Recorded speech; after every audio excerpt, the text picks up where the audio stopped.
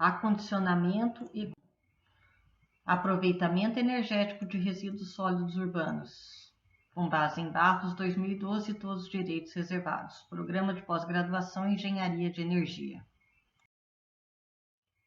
As aulas têm por objetivo o direcionamento dos estudos nas salas de aula, mas não substitui os livros sobre o tema. Então, o aluno deve utilizar as fontes bibliográficas que estão no plano de ensino da disciplina. As notas foram elaboradas com base nos textos referenciados ao final, e não é uma matéria original. Desta forma, não deve ser citado em artigos, dissertações, teses ou monografias. Devem ser feitas aos textos originais utilizados para a elaboração dessas notas. Introdução. Então, nós devemos, em todas aquelas atividades que vimos que geram resíduos, as domiciliares, industriais, serviços de saúde, né? Nós devemos nos preparar para a coleta. Como? Acondicionando de um modo sanitariamente apropriado. E também que seja compatível com a quantidade e o tipo de resíduos. Então, por exemplo, vamos começar com os resíduos sólidos domiciliares. Em geral, né, então vamos marcar para resíduos sólidos das nossas casas, os domésticos aqui, né?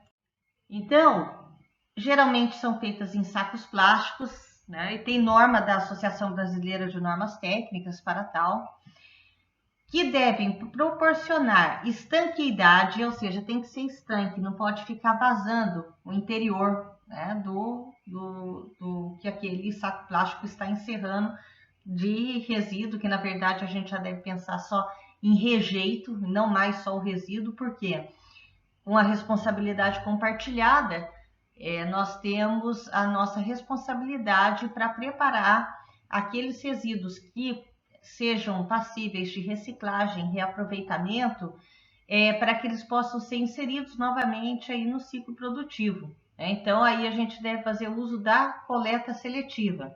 Então, para os sacos plásticos que a gente vai mandar para uma disposição final, então a gente vai mandar os rejeitos. E esse saco plástico que vai encerrar esses rejeitos ou os resíduos ainda passíveis de reciclagem para que a gente mande para a coleta seletiva, eles devem possuir estanqueidade, ser estanque, resistência à queda livre e deve estar em conformidade com as dimensões para a capacidade que é admitida e que está na embalagem daquele saco plástico. As dimensões, os sacos de resíduos são feitos para algumas capacidades volumétricas, né? Nós podemos ver no mercado para 10 litros, 15 litros, 30 litros, 50 litros, né? Até 100 litros. As dimensões, larguras e alturas mínimas devem estar informadas da embalagem e também devem estar em conformidade com as normas ABNT correlatas. Devem possuir resistência mecânica para serem manuseados durante a operação de coleta. Também expressa como resistência ao levantamento. O gari que vai pegar, né, não pode pegar um saco plástico que de repente ele acabe fazendo o quê? Arrebentando com todo o conteúdo sendo vazado no local. Não pode ocorrer isso. Então, ao levantamento e à queda livre. Resistência, assim como resistência à perfuração estática. Bom, os sacos plásticos, conforme a gente falou, né, a norma é a 9191 NBR de 2008, da Associação Brasileira de Normas Técnicas. Então, novamente, a gente vai falar que tem que ter resistência para não se romper no momento do manuseio. Volume de 20 litros, 30 litros, 50 litros e 100 litros. E aquela resistência que a gente falou tem que ser capaz de aguentar esse peso específico aparente. Resíduos sólidos domiciliares, em média, tem 350 kg por metro cúbico. Os sacos plásticos também são normatizados para coleta seletiva. A gente vai ver mais adiante a resolução CONAMA, que fala sobre a coleta seletiva, com as cores respectivas para cada tipo de material. E a coleta seletiva acaba sendo muito interessante, porque, por exemplo, nós temos uma grande quantidade de resíduos alimentares gerados nas residências, né? E ela pode economizar a hora que a gente desvia esse resíduo alimentar para uma compostagem, por exemplo, ou para uma digestão anaeróbia visando o aproveitamento energético. Nós economizamos, ajudamos por economizar o espaço no aterro e com isso aumenta, né, no aterro sanitário, isso vai aumentar a vida útil do aterro sanitário, né? E além de que a coleta seletiva, temos o exemplo aí dos resíduos alimentares, mas temos os resíduos plásticos que podem voltar para o ciclo produtivo, né? Uma parte, os plásticos termoplásticos, né? Vamos ver adiante nas próximas aulas. Os metais, né? Então a gente pode fazer o encaminhamento dos materiais passíveis de reciclagem de volta para o ciclo produtivo. E com isso, né, todo o gerenciamento do resíduos sólidos acaba ganhando com isso. E todos nós. Lembrando que a Lei 12.305 da Política Nacional de Resíduos Sólidos institui a responsabilidade compartilhada. E aí está a nossa parte de responsabilidade. Acondicionamento de resíduo público.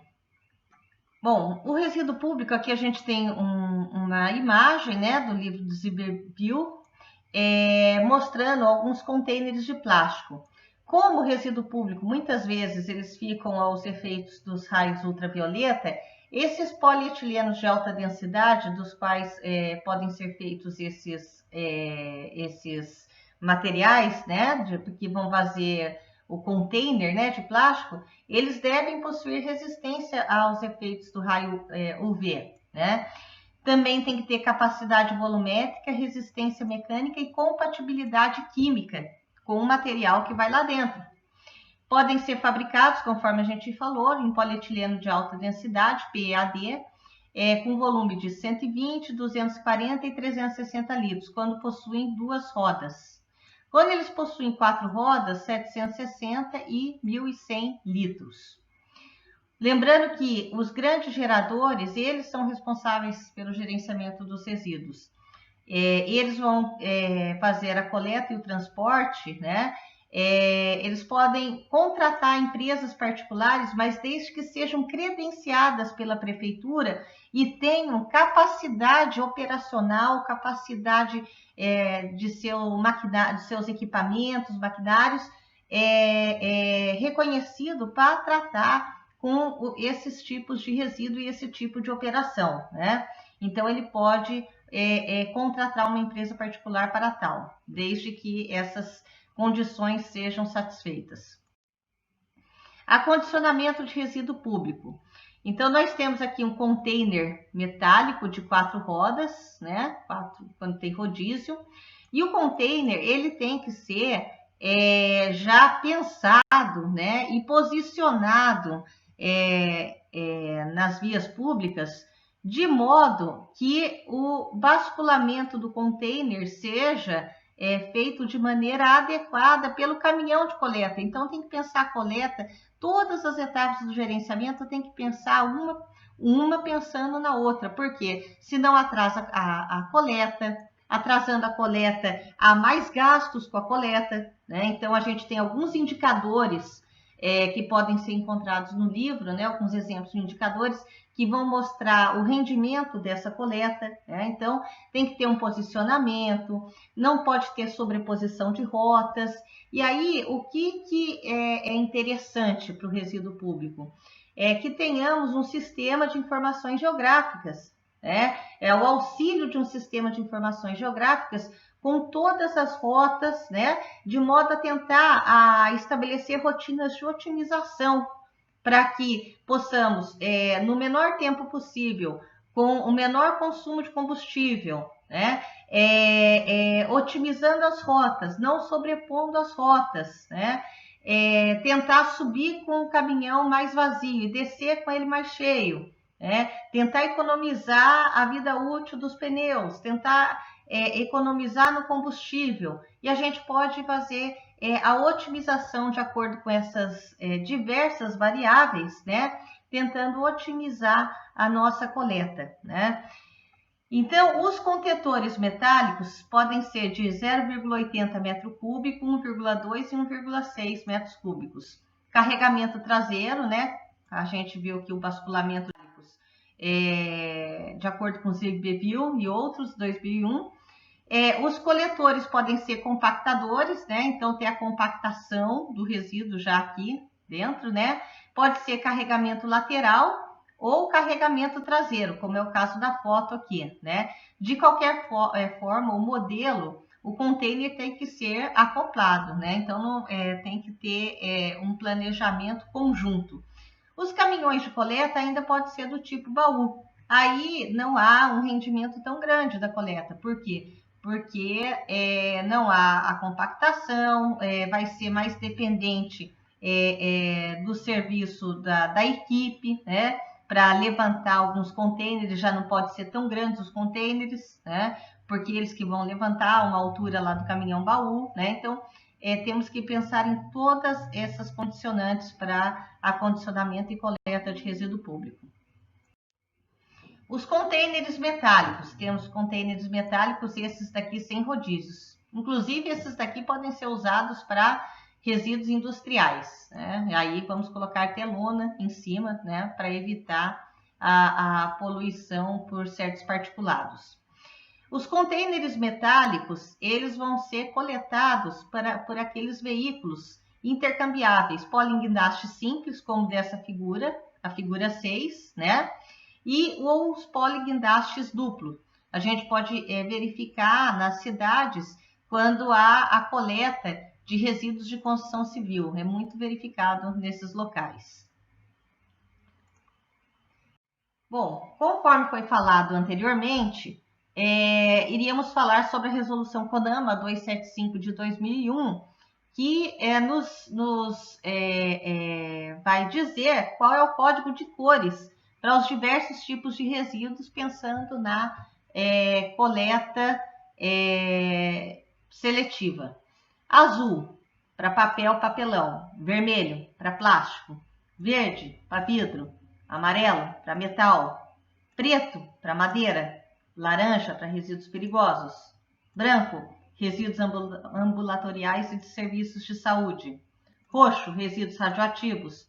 Marrom, resíduos orgânicos. E cinza, resíduo geral, não reciclável ou misturado, ou contaminado que não seja mais passível de separação. E aqueles resíduos que são gerados nos nossos municípios, mas são especiais.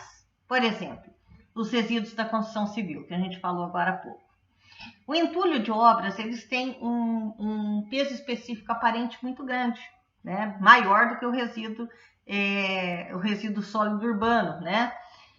E eles vão ficar, geralmente, em contêineres metálicos estacionários, sem aquelas rodinhas, de 4 ou 5 metros cúbicos. Isso é muito comum da gente ver nas cidades. Quais são as resoluções CONAMA que estão correlacionadas?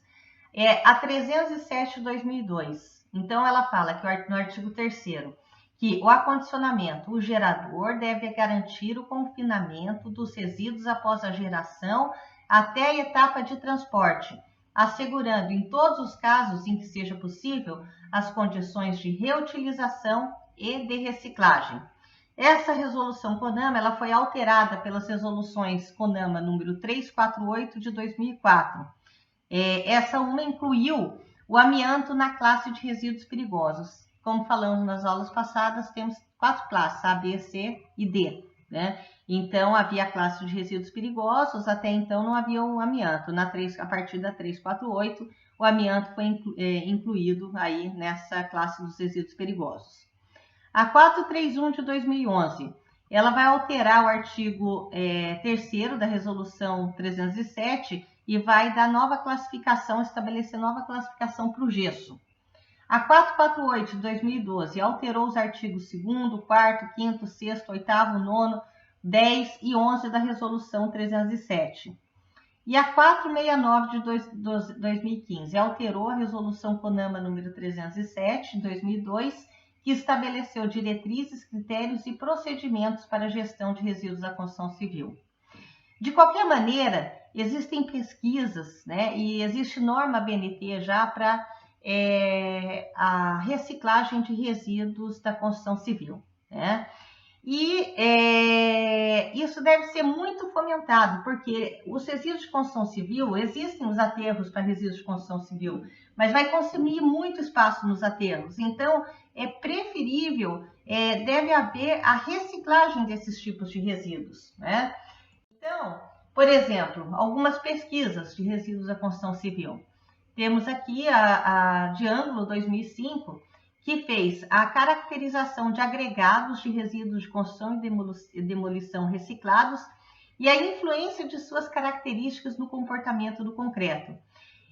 O autor apresentou resultados satisfatórios para uso em concretos estruturais convencionais, mas para isso os teores de aglomerantes e da fase cerâmica vermelha devem ser inferior a 20%. Porque a norma BNT até então diz que pode ser para concreto, para uso não estrutural, e base de estradas com baixo volume de tráfego. Então, a gente já pode imaginar que para que haja uma possibilidade de reciclagem de resíduo da construção e demolição, tem que haver um bom gerenciamento na própria obra, para não haver mistura, por exemplo, de cerâmica, né, solo com argila, porque a própria norma BNT dá limites para teores de cloretos, de fluoretos, de matéria orgânica. Mota 2005 fez um estudo laboratorial de agregado reciclado de resíduo sólido da construção civil para aplicação em pavimentação de baixo volume de tráfego. O autor apresentou resultados promissores devido às propriedades físicas e mecânicas satisfatórias desse agregado. E quando houve a adição de cerca de 4% de cal ou a 4% de cimento Portland, mostrou-se a ser excelente alternativa para aumento da resistência do material reciclado. Outros resíduos especiais que a gente tem aí gerados, né, nas nossas áreas urbanas, pilhas e baterias. Então, pilhas e baterias, elas têm a reciclagem, temos a responsabilidade compartilhada e devemos retornar, né, à rede de acordo com a resolução CONAMA, né, para assistência técnica, fabricante, importador, né? Conforme o artigo 4, que a gente vai ver aqui. Então, a destinação ambientalmente adequada, de acordo com a resolução CONAMA 401/2008, fala: a destinação que minimiza os riscos ao meio ambiente e adota procedimentos técnicos de coleta, recebimento, reutilização, reciclagem, tratamento ou disposição final, de acordo com a legislação ambiental vigente. O artigo 4º diz: os estabelecimentos que comercializam os produtos mencionados no artigo 1º, né, bem como a assistência técnica autorizada pelos fabricantes e importadores desses produtos, deverão receber dos usuários as pilhas e baterias usadas, respeitando o mesmo princípio ativo, sendo facultativa a recepção de outras marcas para repasse aos respectivos fabricantes ou importadores. Então, a resolução CONAMA 401/2008, ela foi alterada pela 424/2010, que revogou o parágrafo único do artigo 16 da 401, né? Mas vamos falar agora do artigo 6º da 401. As pilhas e baterias mencionadas no artigo 1º, nacionais e importadas, usadas ou inservíveis, recebidas pelos estabelecimentos comerciais ou em rede de assistência técnica autorizada, deverão, em sua totalidade, ser encaminhadas para a destinação final ambientalmente adequada, de responsabilidade do fabricante ou importador. Artigo 11. O transporte das baterias de chumbo ácido exauridas sem seu respectivo eletrólito só será admitido quando comprovada a destinação ambientalmente adequada do eletrólito. Artigo 12. O repasse das baterias níquel-cádmio e óxido de mercúrio, previsto no artigo 40, poderá ser efetuado de forma direta aos recicladores, desde que esses recicladores estejam licenciados para esse fim. Outros resíduos especiais que encontramos muito facilmente, né, nas áreas urbanas, sobretudo. Pneus, né? Então, temos a Resolução CONAMA 416 de 2009. Artigo 1º. Os fabricantes e os importadores de pneus novos, com peso unitário superior a 2 kg, ficam obrigados a coletar e dar destinação adequada aos pneus inservíveis existentes no território nacional na proporção definida nesta resolução. Parágrafo 1º.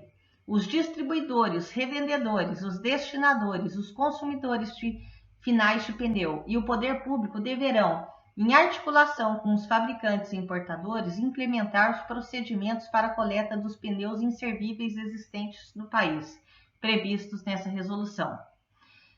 Parágrafo 2º. Para fins da resolução 416/2009, a reforma de pneu não é considerada fabricação ou destinação adequada.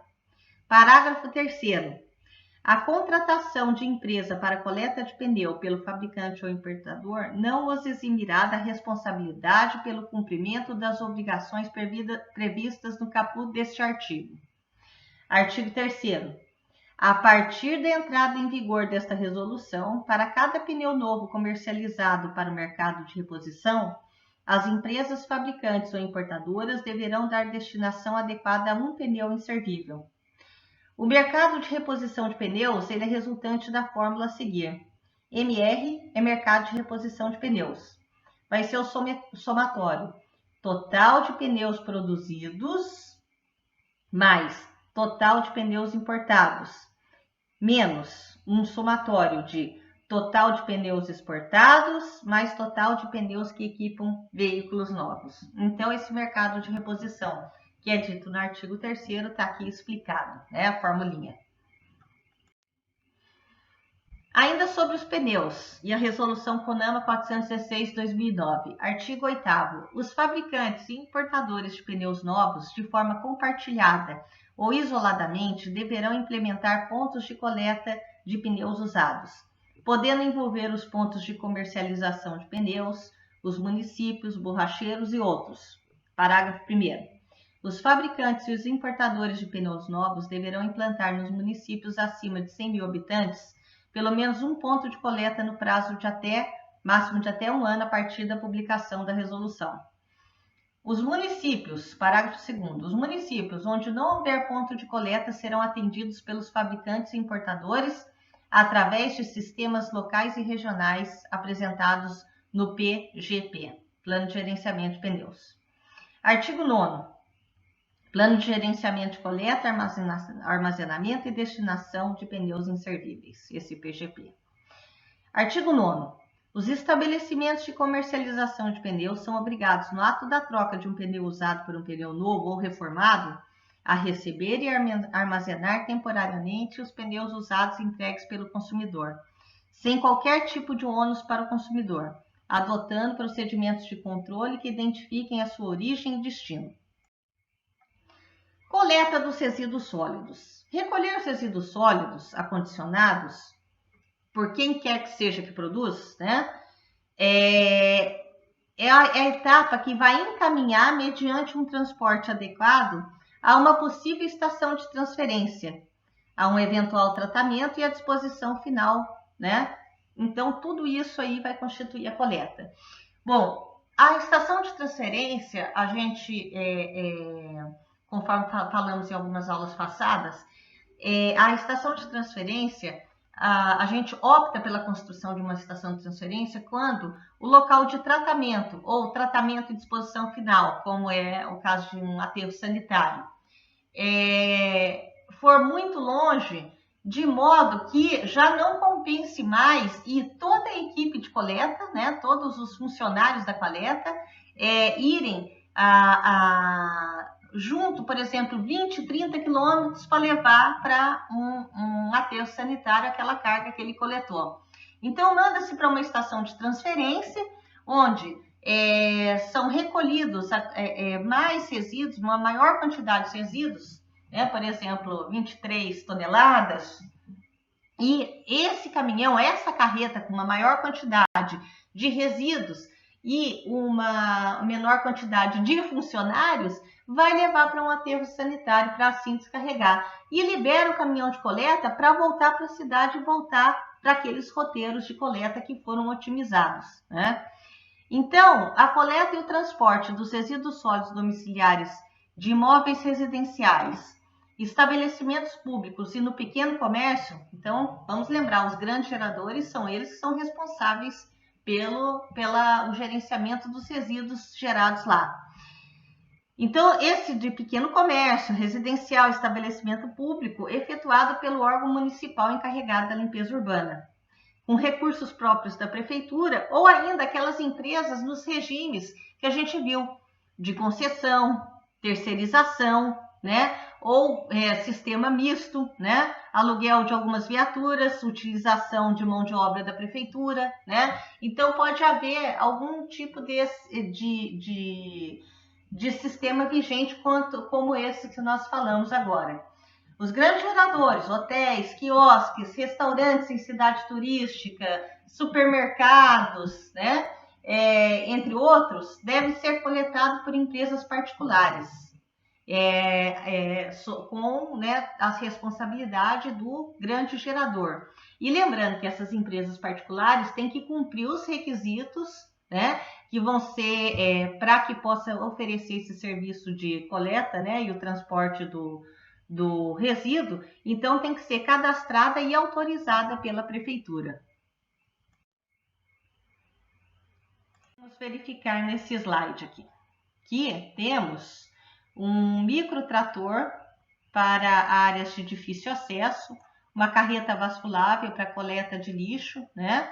Em locais em que o acesso às ruas são menores, né? Que as ruas podem ser um pouco menores, que as ruas podem ser um acesso mais dificultoso, então a gente usa uma solução, né?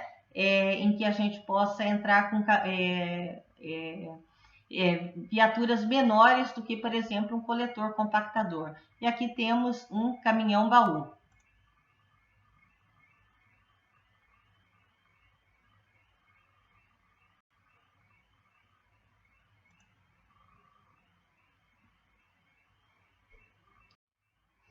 Acondicionamento e coleta de resíduos de serviço de saúde. As áreas hospitalares não são todas que vão gerar resíduos perigosos, infectantes, pérfuro-cortantes, né? Então a gente tem que dividir as áreas hospitalares de acordo com a periculosidade dos resíduos que são gerados lá e não misturar esses resíduos, né? Para que não haja contaminação de todos, porque o gerenciamento de um resíduo contaminado acaba sendo muito mais oneroso mandar para, por exemplo, para incineração, do que, por exemplo, se eu tivesse um resíduo de escritório e pudesse mandar até para reciclagem. Se eu contaminar esse resíduo de escritório com resíduo infectante, eu vou inviabilizar a reciclagem dele e tornar muito mais caro o tratamento, né? Por exemplo, incineração de toda a quantidade de resíduo, aquele infectante e aquele contaminado pelo infectante. Então, temos a RDC 306 de 2004, Brasil, Agência Nacional de Vigilância Sanitária, em que divide os resíduos em grupo A, grupo B, grupo D e grupo E. Por exemplo, do grupo A temos a simbologia aqui, né? Então, fundo laranja ou fluorescente ou vermelho, risco biológico escrito, né? E isso tudo escrito em preto, né? Então, os resíduos de serviço de saúde, eles vão ter um transporte interno, que não pode coincidir com o horário de visita do hospital, nem horário de servir as refeições, né? E aí vão para um local de armazenamento temporário, né? Então, eu tenho uma coleta interna, vai para um local de armazenamento temporário, que tem algumas regras, né? Para que aguarde a coleta. Então, esse local tem que ter azulejo, né? É bom que tenha cantos arredondados para não juntar poeira, que acaba sendo um bom lugar para a bactéria acabar se desenvolvendo, né? Então, tanto o transporte interno quanto o local para armazenamento temporário possui as regras de acordo com a RDC 306/2004. A coleta tem que ser diária, né? Nós temos, por exemplo, saco plástico branco, né, leitoso para resíduos infectantes, né, com a simbologia de perigo, né, que nós temos aqui. Para pérfuro cortante, você tem aquela material rígido, né, em papelão, amarelo com a simbologia. Tanto o recipiente rígido de coleta de material pérfuro cortante quanto o saco plástico branco leitoso não pode ser preenchido até o final, tem que deixar um espaço que é definido, né, por normas e é indicado lá pelo fabricante, né? E aí, de acordo com a periculosidade, nós temos resolução CONAMA 358 de 2005, que vai dizer cada tipo de resíduo para onde deve ir, né? Se para um incinerador, né? Se pode e se ele é de uma área, por exemplo, administrativa, então pode ir para coleta seletiva, né? Então nós temos todas essas regras relacionadas a condicionamento e coleta de resíduos de serviços de saúde. Aqui temos algumas viaturas para coleta de resíduos de serviços de saúde, né? Pode-se ver que a equipe que está fazendo o transporte, ela não deve ter o contato com o resíduo de serviços de saúde, então não há o contato, né? E aqui dentro tem que haver um local, no caso de haver tem que ter estanqueidade, mas no caso de haver algum extravasamento, tem que haver alguma maneira de retirar algum líquido que acidentalmente possa ter sido extravasado, né? E a coleta é diária, inclusive nos domingos. E acondicionamento e coleta dos resíduos sólidos industriais. Os resíduos sólidos industriais vão ser gerados de acordo com a infinidade que a gente tem de processos, produtos industriais, né? Então, as características físicas e químicas dos resíduos gerados são muito variáveis, né? Então, qualquer que seja o acondicionamento que eu fizer, tem que haver a coleta já no ponto de geração, assim como no resíduo de serviço de saúde acabou de gerar, ele já é acondicionado de acordo com as características e periculosidade, né? Então, ele tem que assegurar estanqueidade no interior, resistência mecânica e química entre os recipientes, entre os contêineres e até entre os resíduos para não dar nenhum tipo. Então, há um quadro de incompatibilidade de resíduos, né? Esse acondicionamento pode ser feito em big bags, contêineres metálicos estacionários, com ou sem rodízios, né? Protegidos com lona, né? Para não haver a poluição por particulados, contêineres em polietileno de alta densidade, bombonas metálicas ou de plástico, contêineres tanque, tambores metálicos ou de plástico, entre outros. De qualquer maneira, tem uma coleta interna, né, desde o ponto de geração até o local que vai ficar aguardando a coleta, a saída daquela fábrica, daquela indústria. E alguns resíduos industriais necessitam até de pallets, alguns tipos de pallets, né, para que possa ver se há algum tipo de vazamento, né? E não em solo comum, né? A gente já tem que fazer um local fechado, uma edificação, às vezes fechada, por vezes com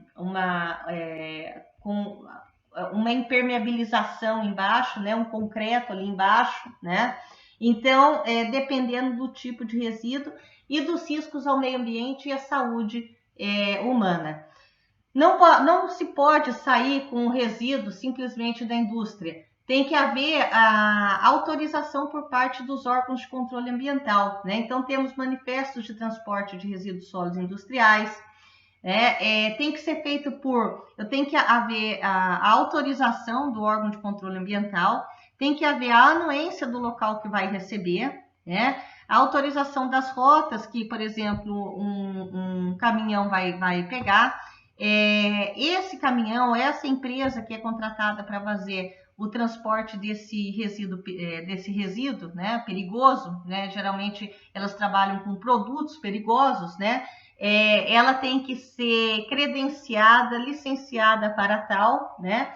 E para isso tudo, nós temos que ter manifesto de transporte de resíduos sólidos industriais, ficha e envelope de emergência, como que vai ser esse plano de resposta a emergências, né? Então, ocorre um acidente, qual que vai ser o plano de resposta a essa emergência? Autorizações para destinação final de resíduos sólidos industriais. Aqui estão as referências bibliográficas dessa aula, né? Então, agradecemos muito a vossa atenção e muito obrigada.